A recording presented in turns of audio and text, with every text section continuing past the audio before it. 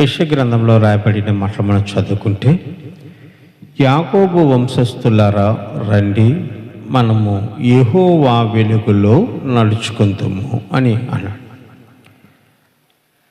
యాకోబు వంశస్థులంటే ఇజ్రాయెల్ 12 గోత్రాలకి మూల పురుషుడు యాకోబు. ఈ యాకోబు వంశస్థులు ఎంతమంది అయితే ఉన్నారో ఈ 12 గోత్రాల వారిని, వీరందరినీ పిలిచి మనము యెహోవా వెలుగులో నడిచెదము అన్నాడు. అంటే వెలుగులో నడవటం అంటే మనం ఎక్కడున్నామంటే చీకట్లో ఉన్నామని ఆ కథ అర్థము. మనం చీకట్లో ఉన్నాం కాబట్టి మనం వెలుగులో నడుద్దాము రండి అని పిలుస్తున్నాం. వెలుగులో నడిచేటువంటి వాడిని మళ్ళీ వెలుగులో నడవటం ఏంటి? అలా నడవలేరు కదా. అక్కడ ఆల్రెడీ వెలుగు ఉంది, ఆ వెలుగులో నడిచేటువంటి వారు నడుస్తున్నారు, కానీ పిలవాల్సిన అవసరం లేదు అను కదా. బాగా అన్నం తినేటువంటి వారికి అన్నం పెట్టాల్సిన అవసరం లేదు, బాగా సంపాదించుకునేటువంటి వారికి ఇంకా సంపాదన అవసరం లేదు. అలాగే చీకట్లో నడిచేటువంటి వారందరినీ కూడా యెహోవా వెలుగులో మనందరము నడుచుదాము రండి, మీరు అందరూ కూడా రావాలి అంటాడు. మీరు అందరూ కూడా చీకటిలో ఉన్నారండి. చీకటిలో అంటే వారి పాపములో ఉన్నారని అర్థం. పాపములో మీరు నివాసం చేస్తున్నారు కాబట్టి ఆ పాపాన్ని వదిలిపెట్టండి. చీకటి కలిగిన ఆ పాపపు క్రియలలో మీరు పరుగులు తీస్తున్నారు, దేవునికి విరోధంగా ఉన్నారు కాబట్టి ఆ పాపపు హేయమైన క్రియలు వదిలిపెట్టి ఇప్పుడు యెహోవా వెలుగులో నడుచుకుందాం మనందరూ రండి అని యాకోబు వంశస్థులందరినీ కూడా ప్రవక్త యెషయా ద్వారా దేవుడు పిలుస్తూ ఉన్నాడంటే. మనం పూర్వం ఎలా ఉన్నామంటే చీకటిగా ఉన్నాం. చూద్దాం ఎఫెసీయులకు రాసిన పత్రిక 5వ అధ్యాయము 8వ వచనంలో, మీరు పూర్వమందు చీకటయ్యుంటిరి, ఇప్పుడైతే ప్రభువునందు వెలుగయ్యున్నారు.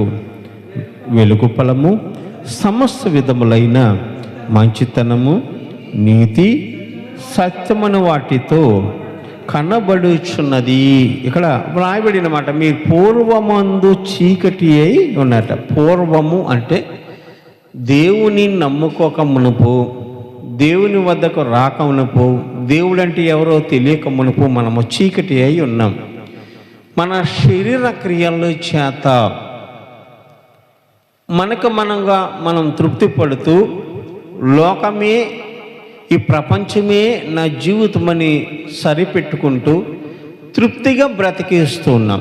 పాత స్థితిగతులన్నీ కూడా మరి మనతో ఉన్నాయి కాబట్టి, మనం చేసే హేక్రియలు మనతో ఉన్నాయి కాబట్టి, మన పాపములో నిండి ఉన్నాం కాబట్టి, మీరు పూర్వమందు చీకటి ఇంటిని ఇప్పుడైతే ప్రభువునందు వెలుగై ఉన్నారు అని.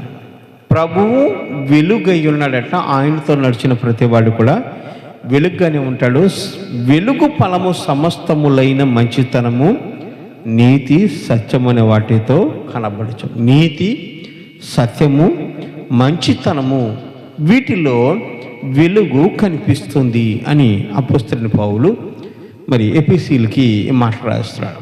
పూర్వము ఎఫెసీయులు చాలామంది మరి పాప సంబంధమైనటువంటి దేవీ దేవతలని మరి పూజించటము, ఉన్నతమైన స్థలాల్లో బలిపీఠాలు కట్టడము, వాటికి బలులు అర్పించి పచ్చడి చెట్ల కింద ధూపాలు వేయటము, మరి అన్యులు చేసే పనులు చాలా వికృతంగా ఉంటాయి. మీరు పూర్వము చీకటి అయి ఉంటుంది, ఇప్పుడైతే ప్రభువునందు వెలుగై ఉన్నారు. ఇప్పుడు ప్రభువు మిమ్మల్ని దర్శించాడు కాబట్టి మీరు వెలుగై ఉన్నారు. వెలుగు సంబంధం లేక పాప సంబంధమైన క్రియలు ఇక మీరు చేయకండి అని ఈ వాక్యాన్ని మనం కంటిన్యూషన్ చేసుకుంటూ పొందకపోతే, కనబడుచున్నది సత్యము అనే వాటితో కనబడుచున్న, అక్కడ నుంచి చదువుతాం బ్రదర్. సత్యమైన వాటిలో కనబడుచున్నది నాకు నుంచి గనుక ప్రభువుకి ఏది ప్రీతికరమైనదో దాన్ని పరీక్షించచ్చు. వెలుగు సంబంధుల వలె నడుచుకునుడి. దేవునికి స్తోత్రం. మనం ఎలా ఉండాలంట? వెలుగు సంబంధులు ఎలా నడుచుకుంటారో అలా నడవంట. మనం రక్షణ తీసుకున్నామంటే సరికాదండి. రక్షణ తీసుకున్న తర్వాత రక్షణ తీసుకున్న బిడ్డలు ఎలాగుంటారో, రక్షణ పొందిన బిడ్డలు ఎలా జీవిస్తారో అలాగే మనం జీవించాలి. రక్షణ పొందిన వాడు మరి విరిగి నలిగిన హృదయంతో ఉంటాడు కదా. ఇక్కడికి ప్రపంచంతో నాకు సంబంధాలు లేవు, ఈ ప్రపంచంలో నాకు ఇంకేది అవసరం లేదు, దేవుడు తప్ప నాకు ఇంకేది అవసరం లేదని చెప్తారు కదా. మరి చెప్పినప్పుడు దేనికోసం రక్షణ తీసుకున్నావు అంటే, నేను రక్షించబడ్డాను నాయన, నీ రాజ్యమును సంపాదించుకోవడం కోసమే, నీ వెనకాల రావటం కోసమే నేను రక్షణ తీసుకున్నాను అని చెప్పి వాగ్దానం చేసిన బిడ్డ మరి దేవుడికి చేసిన వాగ్దానం ప్రకారం నడవాలి కదండి. నడవాల వద్దా? నడవాలి. రక్షణ తీసుకున్న బిడ్డలు ఎలాగుంటారో అలాగే మీరు ప్రవర్తిస్తూ ప్రభుకి ఏది ప్రీతికరమైనదో దాన్ని చేస్తూ జరిగించమన్నాడు.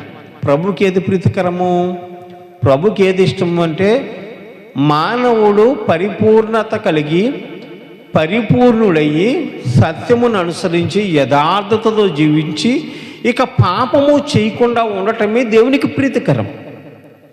దేవునికి అదే ఇష్టం. మనిషి పాపం చేస్తూ దేవుడు వెంబడిస్తే, దేవుడిని కొనసాగిస్తే, దేవుని రక్షణలో కొనసాగితే అది ప్రతిఫలం ఉండదండి.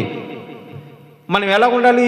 దేవునికి ప్రీతికరమైన బిడ్డలుగా ఉండాలి. మన రక్షణ తీసుకున్న బిడ్డలు ఎలా ఉంటారో అలాగే నడవాలి. రక్షణ తీసుకున్న బిడ్డలు అంటే ఎలా మారుతారండి? ఎలా మారుతారు రక్షణ తీసుకున్న బిడ్డలు? మనము యాజక సమూహమట. రెండోది పరిశుద్ధ సంఘముగాను దేవుడు కట్టాడు. పరిశుద్ధ సంఘం అంటే అపవిత్రమైన సంఘము ఉంది, పరిశుద్ధమైన సంఘము ఉంది. అపవిత్రమైన సంఘాలు ఏం చేస్తాయి? ఒక చోట గుమ్ముగూడుతాయి, దురాలోచనలు చేస్తాయి, దుష్క్రియలు చేస్తాయి, లేనటువంటి వాడిని చెరుపుతాయి, అన్యాయస్తులుగా వారు ప్రవర్తిస్తారు, తాగుబోతులతో విందులు ఇవన్నీ చేస్తూ ఉంటారు, అల్లరితో కూడిన పాటలు ఇవన్నీ చేస్తూ ఉంటారు. ఇదేంటి సంఘం అంటే అపవిత్రమైన సంఘాలు. ఈ అపవిత్రమైన సంఘాలు చేసే పనులే కాకుండా మీరు పవిత్రమైన సంఘముగా ఉండండి అన్నాడు. పవిత్రమైన సంఘం అంటే క్రీస్తు తప్ప, క్రీస్తు ఏది కోరుకుంటున్నాడో, క్రీస్తుకి ఏది ఇష్టమో దాన్ని మాత్రమే తెలుసుకుని యుక్తమైన సేవ చేస్తూ పరిశుద్ధ జనాంగముగాను యాజక సమూహముగాను రాజుల పిల్లలు ఎలా ప్రవర్తిస్తారో అలాగే ప్రవర్తించండి. మీరు పూర్వము చీకటయ్యి ఉంటారు కానీ ప్రభువునందు ఇప్పుడు వెలుగై ఉన్నారట. కొంతమంది రక్షణ తీసుకుంటారు.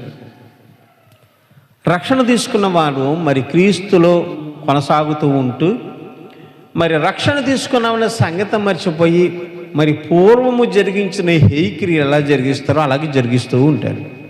ఒక ఆవిడ మరి నేను దేవుడిని నమ్ముకుంటాను, దేవుడు తప్ప నాకు ఇంకెవరూ అవసరము లేదు అని చెప్పి దేవుని కోసం అంగలార్చిన ఒక స్త్రీ గురించి నాకు తెలుసు. యేసుక్రీస్తుని నమ్ముకుంది.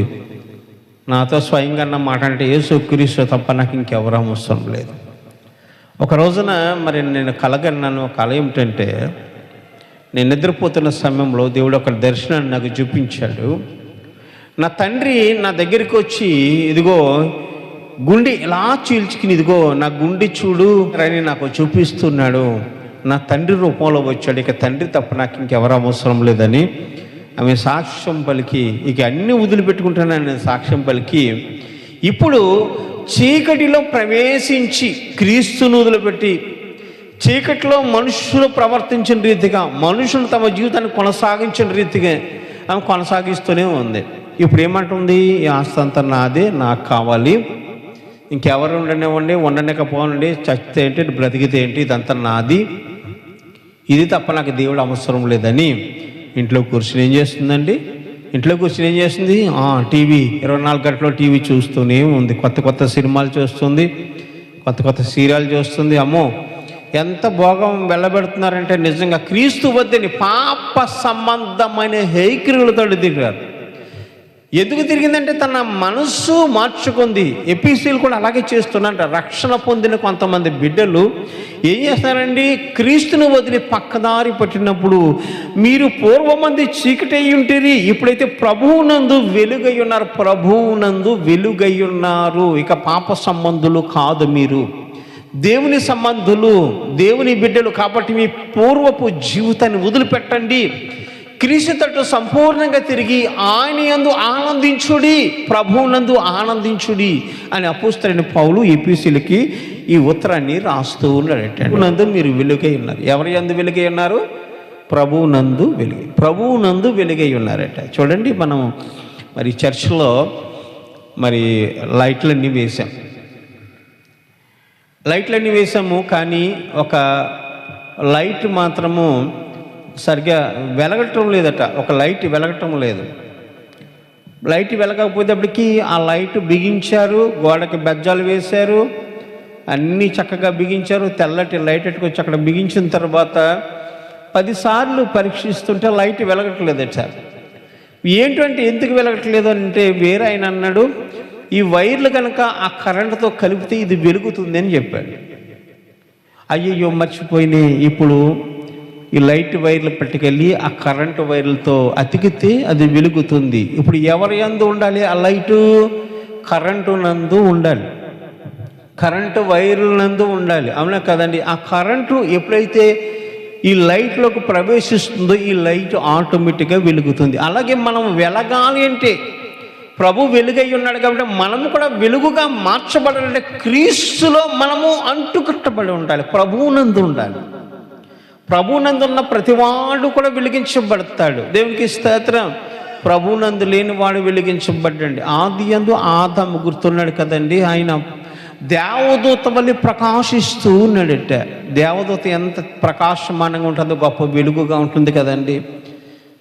గొప్పగా ప్రకాశిస్తుంటే ప్రభువునందు ఉన్న ఆ ఆదాము మరి దేవుని మాట లెక్క చేయక తన భార్య మాట విని మరి ఆ తోటలో ఉన్నటువంటి జీవవృక్ష ఫలాలు తిన్నప్పుడు, పాపము చేస్తున్నప్పుడు ఆ వెలుగుకి అంతా పోయింది. సర్వసాధారణమైన ఆదాము వలె మార్చబడ్డాడు, తన మహిమను పోగొట్టుకున్నాడు. అది దేవుని యందు ఉంటే, దేవుని మాట విని ఉంటే అతను ఎలాగుంటాడు? మహిమకరంగా వెలుగు రూపంలో ఉంటాడు. ప్రభువు వెలుగై ఉన్నప్పుడు మనం ఆయనతో మనం అంటు కట్టబడితే మనం వెలుగుగా ఉంటాము ఉండమా? ఇప్పుడు ట్యూబ్ లైటు కరెంటు వైర్లకి అంటు కట్టబడినప్పుడే ఈ ట్యూబ్ లైటు వైర్లు ఆ కరెంటు వైర్లతో జత చేయబడినప్పుడే ఆ కరెంటు మూలన ఈ లైట్ వెలిగించబడుతుంది. అలాగే మనము కూడా వెలుగుగా ఉండాలంటే క్రీస్తు వలె ప్రకాశమానముగా ఉండాలి. మన జీవితాలు వెలిగించబడాలంటే ఇప్పుడు క్రీస్తులో మనము అంటుకట్టబడాలి. అంతే కదా? క్రీస్తులో మనము అంటుకట్టబడితే మనము యేసుక్రీస్తు ఏ వెలుగుతో ఉన్నాడో అదే వెలుగు మనలో ప్రవేశిస్తుంది. ఆయనతో అంటుకట్టబడకపోతే, ఆయన ఒక కరెంట్ అనుకుందాం, ఆ కరెంట్లో మనం అంటుకట్టబడకపోతే ఆ వెలుగు మనలోకి వస్తుందా? ఆ వెలుగు మనలోకి రాదండి. వస్తుందా? రాదు. ఆయన ఆత్మ వెలిగించబడ్డది. ఆయన ఆత్మ వెలుగు మనలో ప్రవేశించాలంటే మనము కూడా ఆయనతో జత కట్టబడాలి. పాపపు హేయమైన క్రియలు వదిలిపెట్టి ఇప్పుడు యెహోవా వెలుగులో నడుచుకుందాం మనందరూ రండి అని యాకోబు వంశస్థులందరినీ కూడా ప్రవక్త యెషయా ద్వారా దేవుడు పిలుస్తూ ఉన్నాడండి.